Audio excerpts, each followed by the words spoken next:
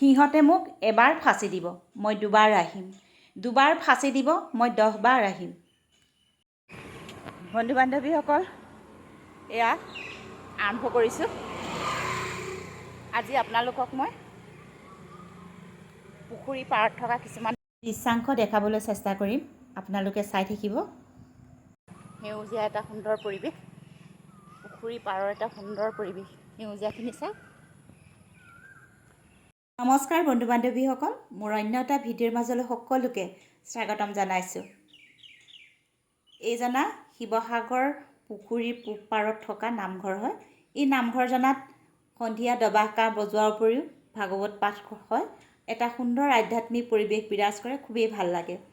এই পূব পাৰতেই শিৱসাগৰ গড়কাপ্তানি বিভাগৰ কাৰ্যালয়, শিৱসাগৰ জিলা কাৰাগাৰ আৰু এখন উদ্যান আছে।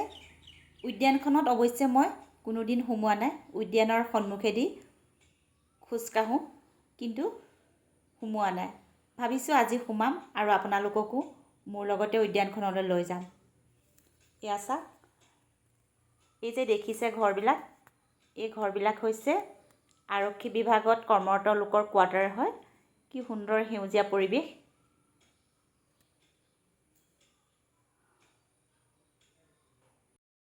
এয়া আহি পালোহি পুখুৰীৰ উত্তৰ পূব কোণত থকা শ্বহীদ পিয়লি ফুকন উদ্যান।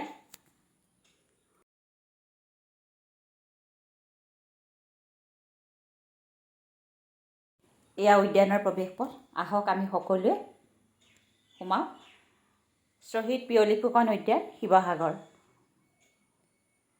এই উদ্যানলৈ আবেলি 4মান বজাৰ পৰা সন্ধিয়ালৈ বহু সংখ্যক লোকৰ সমাগম ঘটে। এই উদ্যানত এটা শান্ত নিৰিবিলি পৰিৱেশ বিৰাজ কৰে কাৰণে সকলোৱে নিৰ্জনতাখিনি উপভোগ কৰিবলৈ আহে। আৰু উদ্যানত সোমাই ভাল লগা কথাটো হ'ল কি জানে? উদ্যানৰ ভিতৰত স্বদেশ প্ৰেমমূলক গীতৰ আৱহ সংগীত বাজি থাকে। এটা গম্ভীৰ পৰিৱেশ।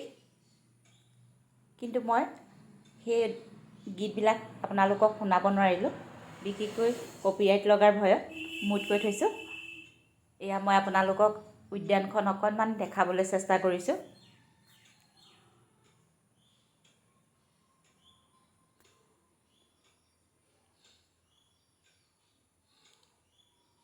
শ্বহীদ পিয়লি ফুকন দেশদ্ৰোহী বদন বৰফুকনৰ পুত্ৰ আছিল। বদনে অসমলৈ মান আনি অসমীয়াৰ ওপৰত অকথ্য নিৰ্যাতন চলোৱাৰ কথা আজিও মানুহৰ মুখে মুখে প্ৰচলিত হৈ আছে বা বুৰঞ্জীৰ পাতে পাতে আছে। আৰু অসমক বঙালৰ হাতত গতাই দিয়াত এই বদন বৰফুকনে আগভাগ লৈছিল। কিন্তু দেশদ্ৰোহী বদনৰ সম্পূৰ্ণ বিপৰীত হ'ল পুতেক দেশপ্ৰেমিক শ্বহীদ পিয়লি ফুকন। এই যে ওখকৈ দেখিছোঁ, ব'লকচোন আগবাঢ়ি যাওঁ। এয়া হৈছে শ্বহীদ পিয়লি ফুকনক সমাধিস্থ কৰা মৈদাম হয়। আজি শ্বহীদ পিয়লি ফুকন আমাৰ মাজত নাই, কিন্তু তেখেতৰ আত্মা, তেখেতৰ কৰ্ম, তেখেতৰ আদৰ্শ আজি আমাৰ অসমবাসীৰ মাজত সদায়ে চিৰ সজীৱ হৈ থাকিব।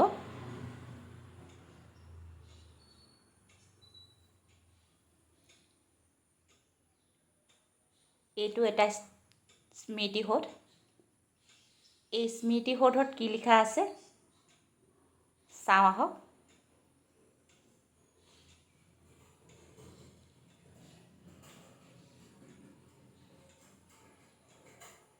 সিহঁতে মোক এবাৰ ফাঁচি দিব, মই দুবাৰ আহিম।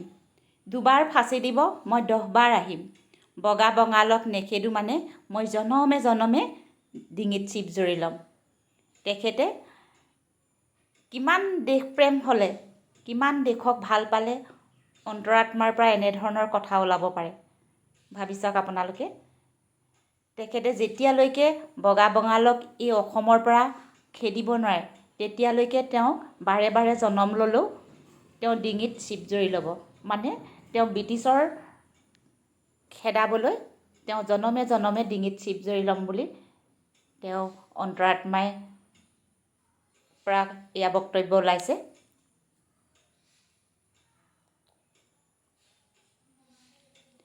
দেশৰ মুক্তি সংগ্ৰামত অসমৰ প্ৰথম শ্বহীদ পিয়লি ফুকনে ইংৰাজী 1830 চনত এই ঠাইতে ফাঁচী কাঠত মৃত্যুবৰণ কৰে। অৰ্থাৎ এই যে স্মৃতিসৌধটো আছে সেই ঠাইডোখৰতে পিয়লি ফুকনক ফাঁচী দিছিল আৰু সেই ফাঁচী দিয়া ঠাইতে এই স্মৃতিসৌধটো নিৰ্মাণ কৰিছে।